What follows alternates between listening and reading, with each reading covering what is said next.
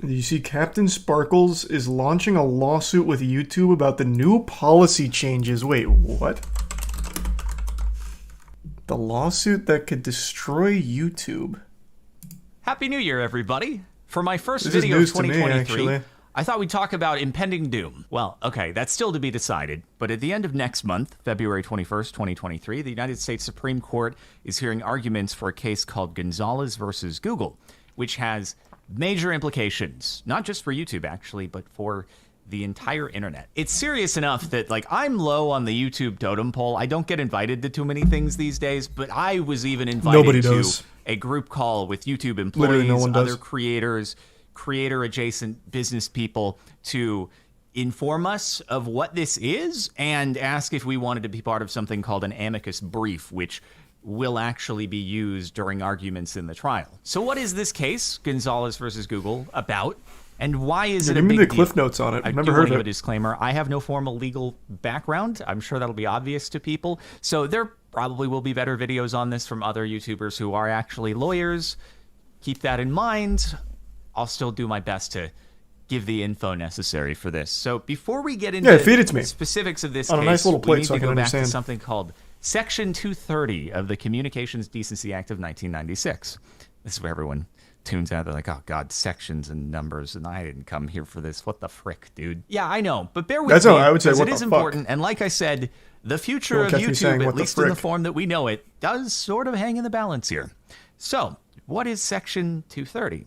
Well, perhaps the most important text in it says, no provider or user of an interactive computer service shall be treated as the publisher or speaker of any information provided by another information content provider.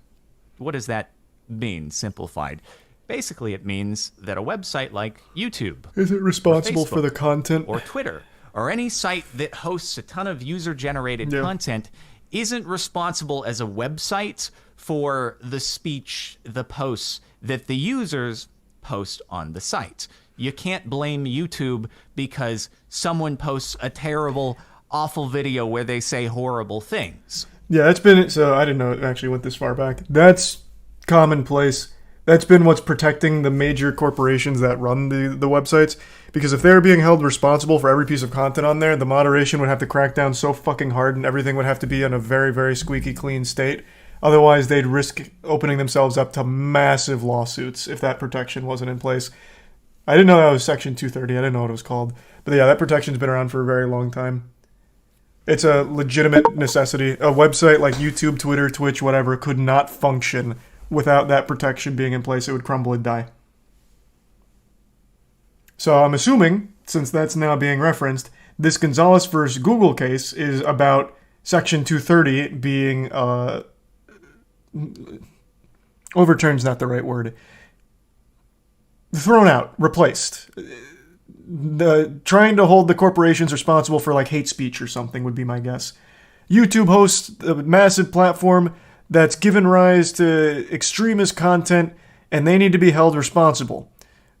Well, in doing so, you will then force them to be held responsible for every single piece of content generated on the site.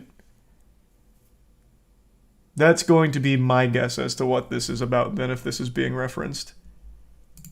And this is very important because it's in contrast to, let's call them legacy media outlets. So think newspapers, TV news outlets. Those are considered publishers in that they are seen as expressly authorizing what is put forth. They review the content in the articles. It is their voice in it. Verbally said on the TV station. So let's think of something like slander or libel. Say a newspaper publishes an article that accuses someone out there of doing terrible things, but they're those responsible terrible for the things words aren't actually true. Well, that person can sue for libel, and the newspaper is responsible for having published that article.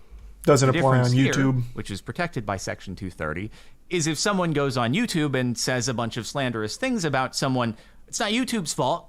You can sue the person who made that video, but you can't sue YouTube for hosting that piece of content. It's a very similar concept to the DMCA, which I think more people here are probably familiar with, in that what the DMCA is to copyrighted content, Section 230 is to speech. There is an important carve-out here that is different from the DMCA, though, and that states that no provider or user of an interactive computer service shall be held liable on account of any voluntary action taken in good faith to restrict access to or availability of material that the provider or users consider to be obscene, lewd, lascivious, filthy, excessively violent, harassing, or otherwise objectionable, whether or not such material is constitutionally protected. Okay, this just means that sites are allowed to actually try to execute good faith moderation on the content that's without posted being to held them. responsible and as for opposed to the overall, DMCA, yeah. where if YouTube tries to be hands-on at all and says, "Oh, you So then can't what post does this on our Gonzalez site," versus Google they're no want to longer change? indemnified. They have to be totally hands-off. With Section 230, YouTube can make efforts to moderate really, really bad content. Hold on. Let me look something up real quick. I feel like if this was really about getting rid of Section 230 protections, this would be a much bigger deal unless it somehow flew under the radar. Because just looking it up, I was curious how new it was. This was October of 2022. Or no, November of 2022. But this is also citing a case from October of 2022. How the fuck would this have flown under the radar for so long? Have people talked about this and it just hasn't been picked up by the majority of people? One question before the Supreme Court with Gonzalez versus Google is whether under Section 230 a website or service develops content and therefore loses immunity when it uses an algorithm to recommend terrorist content based on users' viewing history. As the Artificial Intelligence Law and Policy Institute argued in an amicus brief before the Ninth Circuit, the court must determine if content recommendation algorithms are neutral facilitation tools or a means of developing user-tailored content. Wow. So this algorithm that they spent the last fucking 10 years fine-tuning to be the machine that it is today, maybe it's very undoing then if they're able to make that argument that now, since this algorithm is recommending content, they're no longer just immune. Because now, at this point, they're basically acting as like the publisher of it, like in the promotion of it, it seems. That seems to be the boiled down argument. The algorithm promoting terrorist content or the algorithm steering public discourse, like tailored content, is, I guess, being argued as them no longer just being like this hands-off God, what's the right word? Hub? They're now like a direct participant. Thus, they're now going to be held to the same standards of something like The Sun. Yeah, that's a pretty fucking good argument. Like, this isn't baloney. Because they're not wrong. The YouTube algorithm will keep you in a bubble if you want it to, or if you let it. So let's say you are someone that... shit, this is a really morbid one. But there's a community on YouTube that likes to torture young monkeys. And if you watch one of those videos, YouTube recommends tons of people torturing monkeys. Like, it's a real fucked up thing, and the YouTube algorithm, in the way that it works, will continue to recommend that content. But under Section 230, they're not responsible for the content being there, but the algorithm promoting it is now being argued to be YouTube as kind of like almost being responsible for it because they're showing it to you. They're delivering this experience to you.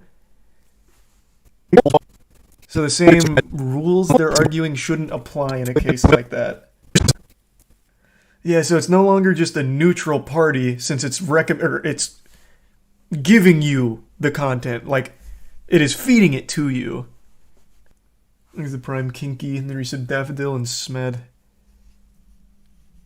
And this would apply to all social media. Anything with algorithmic-driven content, it sounds like it would apply to. Here, let me fast forward to the Gonzalez case here, because I imagine Captain Sparkles gets deeper into it than my surface-level reading from this one article.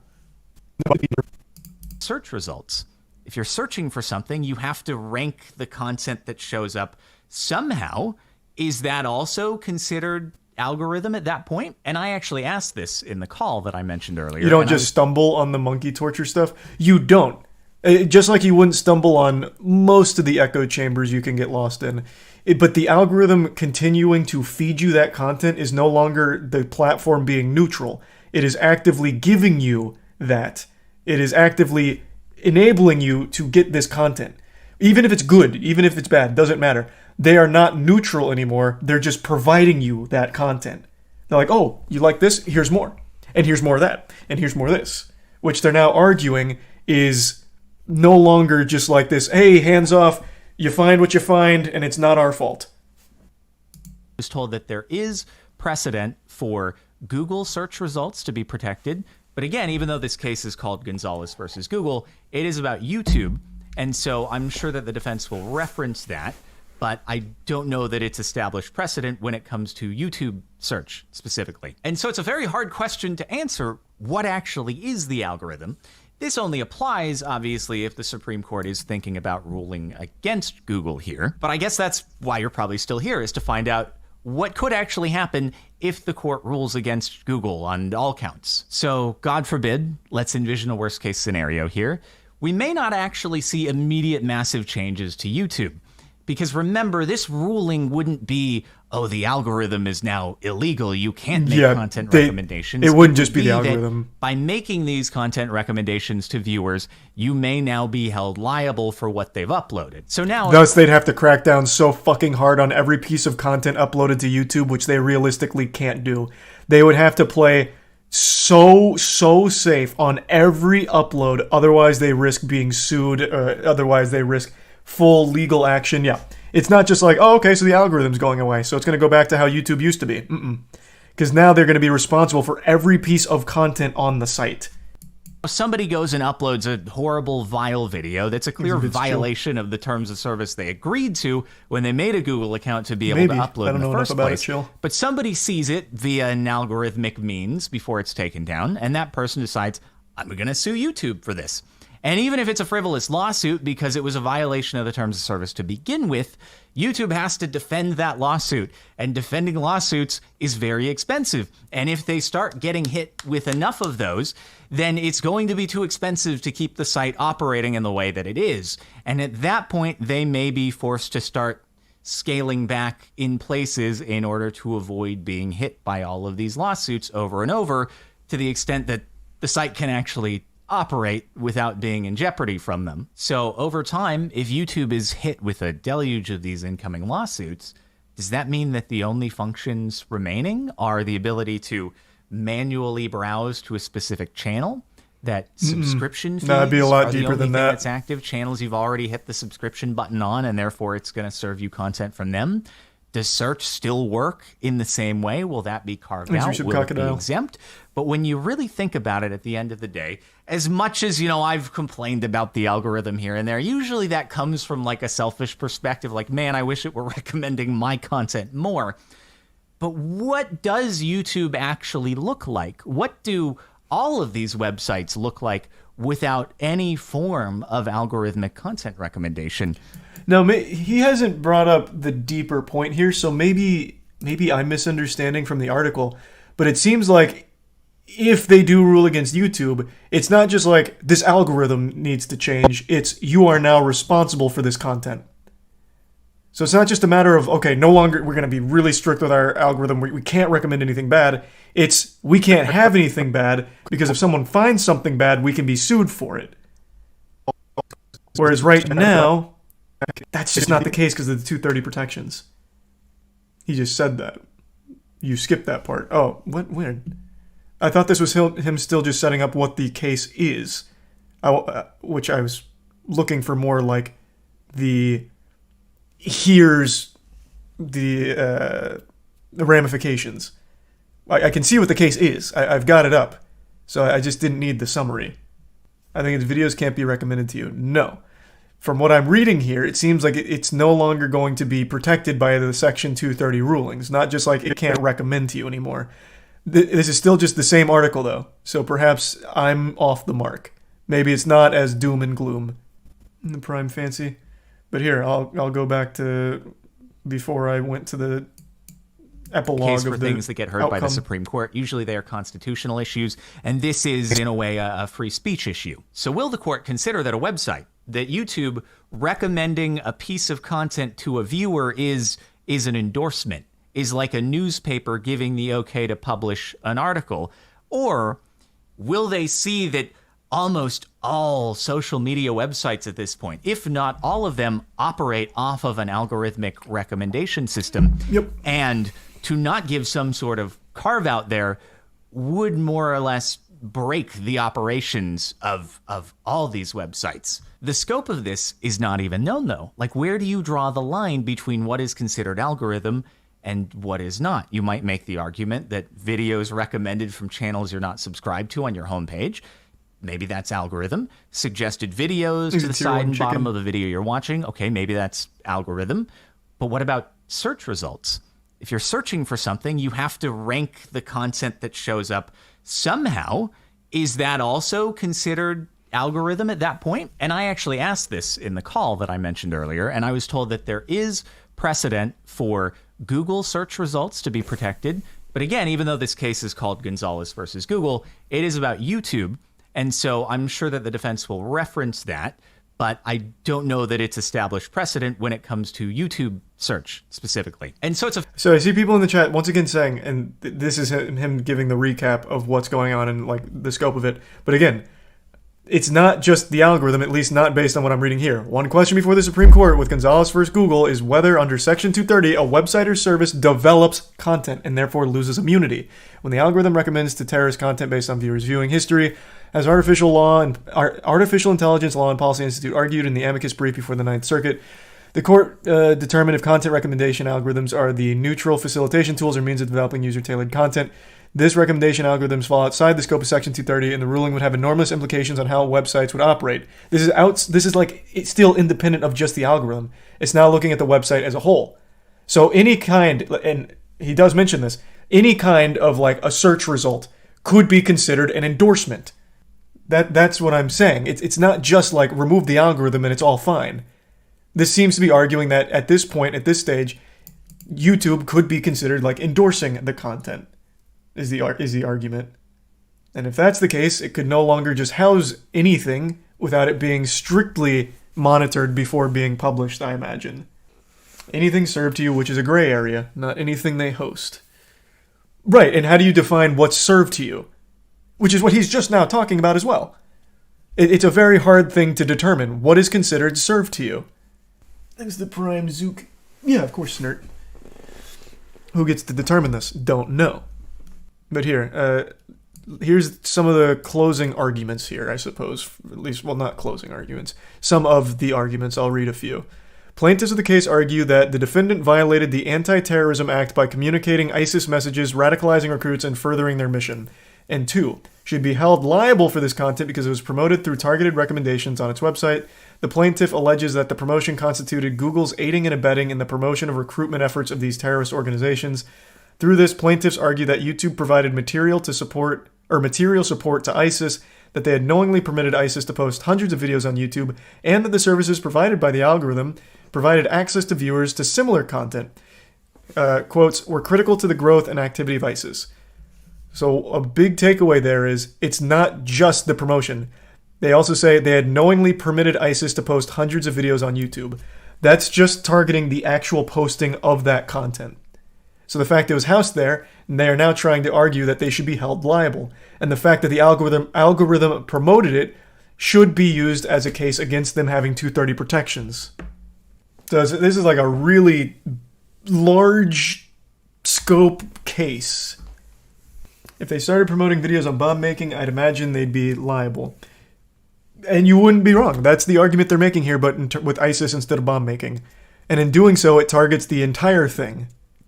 Like, if they're being held liable for this, they will also be held liable for whatever else. How to get away with murder. Here's weird people torturing animals over here. This and that. They'd be held liable in every single other avenue as well. But then that also extends to anything. They would now be held liable for every piece of content. Meaning, if you wanted to post your Minecraft Let's Play, and let's say you use some hate speech in the middle of it, they'd be held liable for that. Like, oh, okay, so you're enabling people to say some slurs. It'd be very dangerous for them to allow content that they couldn't strictly moderate and approve beforehand. Just like a paper, making sure they don't publish something like that. 230 would still apply though, so YouTube would have to have like a message board without algorithms. But that's where it's so gray though, because, well, I guess a message board would be a little different. Because then you could say it's user generated, thus we have no say in it. The users are posting it and blowing it up, not us. But just in even enabling a search function, you could then argue like the top search results, that's YouTube endorsing these things, and there could be bad things there. Thus, that'd still be a risk. Thanks to the Prime, dying and Darth Lightyear in Borderline. Not if by likes. Well, that'd be a totally different system. Yeah, they'd have to come up with something else that's entirely user-focused somehow. Top search result is user-generated. No, it's generated based off of what you usually watch. It's catered to you, your channel. Like what you're usually watching. It's both. I don't know about both. I've never had that be the case. Top vids is always based on like your watch history and what the algorithm thinks that you're most likely to click on based on your search. That's why two people are going to get two different search results if you type in the same thing. He says in the video that Google's search results are protected by precedent, but he then again says that there's no telling if that applies to YouTube itself. That's applying to like searching for information on Google. So unclear if that would apply to YouTube with that precedent. Let me get back. I think he was mentioning it here. Amended their content in some place. Search results, sure, but if I look in my YouTube analytics, over the course of my YouTube history, the majority of people who are here watching this, you discovered my content algorithmically. And without that, it's just going to crush potential for future growth for channels. That is true, but I think it's much bigger than that. Obviously invested their livelihoods in building up the channel. You have people who recently got to the point where they can do it full time. Well, that's not viable anymore. They can't grow. There's no more algorithm to push their content and expose them to new viewers.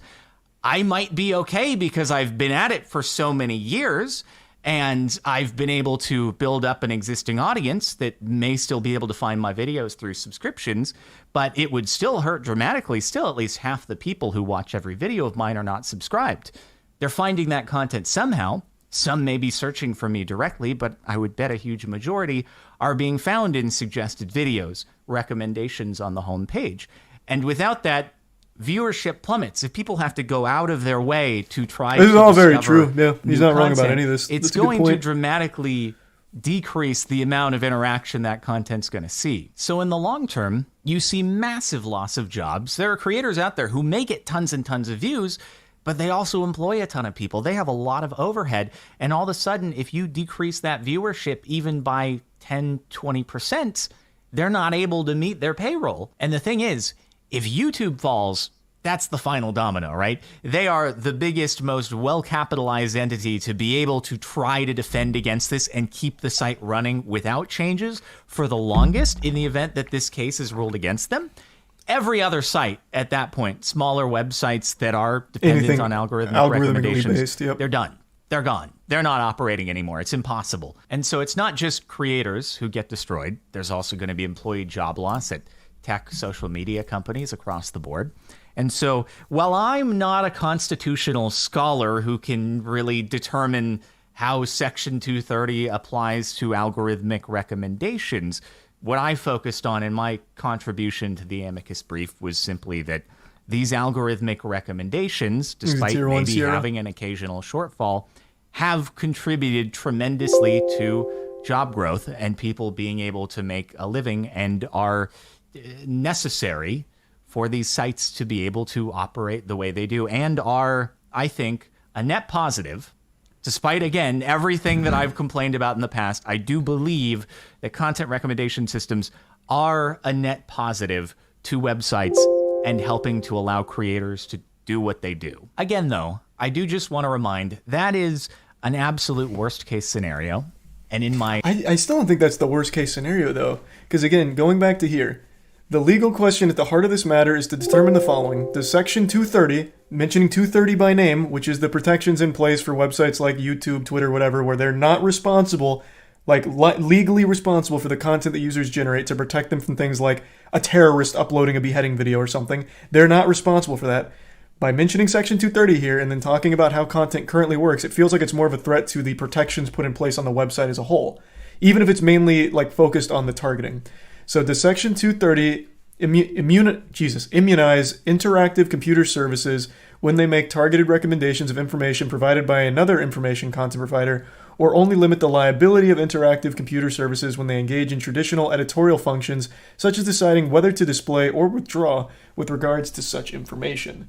Like, to me, all of this seems much bigger. Should they rule against Google, it feels more like not only will the algorithm have to completely not exist. I don't see how they'd be able to anymore, because you'd never be able to make an argument against it once that's overturned. They would also then have to strictly moderate what goes up, because it's such a gray area on what you can consider targeted content, like what is getting recommended to you. It's just such a huge risk I don't see any companies taking. I mean, it's what the world needs. That's really short-sighted. So let's say, like right now, let's use like, I'm trying to think of something that's not too extreme, because I don't want to go like too crazy with it. Right now, someone is being real politically incorrect. He's saying like some real bad things. He's making points about like, oh, this group is so inferior. They're such shit. This and that. Like, they're fucking terrible. They're awful. Like, right now, that person might find their way in the algorithm, and you can be like, oh, that's terrible. They're promoting this, and then from here, I'm finding all these other people. But now, let's envision a future where that algorithm's not there, and now they have to strictly moderate every piece of content. Obviously, they wouldn't approve of that guy. But who's to say that going forward, they would then approve of someone else who's just saying something kind of innocent that's not nearly as bad? It's like, oh, you know, I'm playing this game, and I made a joke about this guy being real bad at the game. I'm like, oh, bro, you fucking suck. Like, this is very toxic. Is that allowed? Should we allow? Like, does that open us up to any kind of possibility? Or like CoffeeZilla did an investigation on Logan Paul, but it's not an officially conducted investigation. Is there a chance that we just platformed a completely fraudulent, defamatory statement? Like, it becomes this big gray area where it's like, fuck, what's going to open us up to that responsibility? That's just free speech, which is threatened here, because the 230 section is about protecting it. They can easily moderate their content with AI. No, they can't. That would be a problem. Because right now they already do that, and that's become a big issue because here, as mentioned, it allowed ISIS to promote hundreds of videos, post hundreds of videos on the platform. It would then need to be a massive overhaul and be manually reviewed in order to make sure that doesn't happen again. They already suppress discerning political opinions, but you can still find them. Like, imagine if you right now search for a discerning political opinion, you can find it and a ton of creators and keep yourself in that bubble. You can do that for anything. I mentioned that monkey torture ring. If you look into the monkey torture ring, watch a video, you can find the entire echo chamber. It's all still there. Which is obviously like a bad thing. You don't want that to be promoted, but that's the reality of it at the moment. And then if they rule against YouTube and it's like, this is no longer protected by Section 230, you are responsible now because you have recommended this. It is you endorsing this content. They're going to be very, very, very, very selective on what can even be posted in the first place. They'd have to be. Or they'd constantly just risk being open to a lawsuit. Only verified channels up. Okay, then no other creators ever allowed to post on YouTube. So then you have no small creators anymore. You have no new creators and you have no new viral videos because you're not a verified account. Plus, that's just so fucking dystopian. Only trusted uploaders can upload onto YouTube. I'm hoping that this article I'm reading is kind of like overly fear enticing, and it's actually much more grounded in the things that Captain Sparkles is focusing on what it means for like the actual creator atmosphere.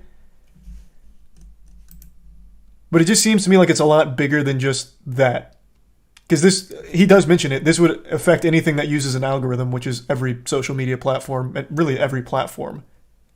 I don't think there's a solution for that. Well, you need to carve off some kind of like stipulation to get like with the modern times. Like, algorithms control every piece of information out there. It is what it is, and everyone benefits from it, even though it might not seem that way.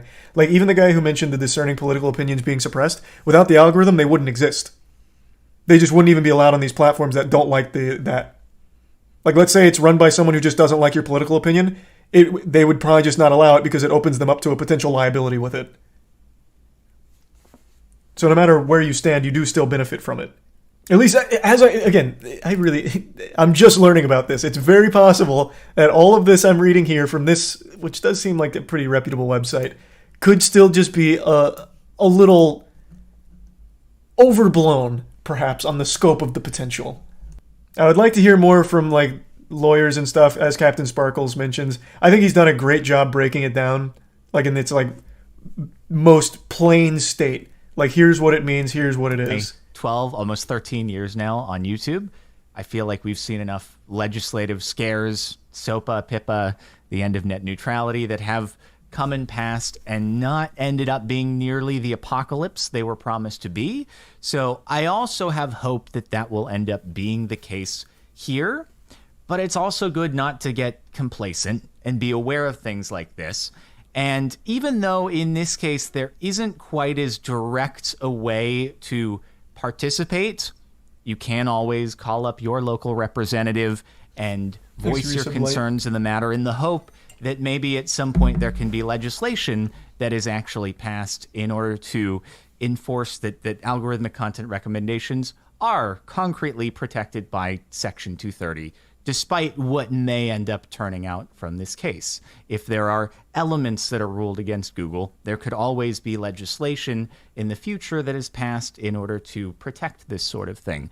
So it's good to be aware of. I haven't seen too much coverage on this, interestingly enough. I didn't hear about this shit at all. Yet it was the first time that I was asked if I wanted to get on a call with YouTube employees and other creators to discuss it, which I did find interesting. Maybe as the trial gets closer, we'll start hearing more about it, but I still thought it was worth making the video, putting it out there, putting it on your radar in case it's of interest, and we'll just have to wait to see how it plays out. I do hope that algorithmic content recommendations will be able to remain.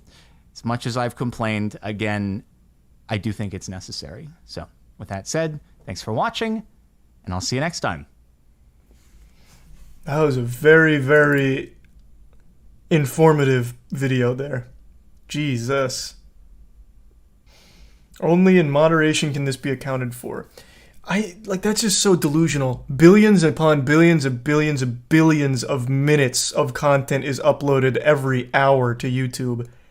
If it can't be moderated by an AI or something, some kind of system, then it can't be allowed at all. They just wouldn't allow that much content. They'd be selective. They'd only allow what they can actually moderate, because they'd have to. It's a lot, but not that much. Probably exaggerated, but it is. Here, actually, why don't I look it up? They have stats on it.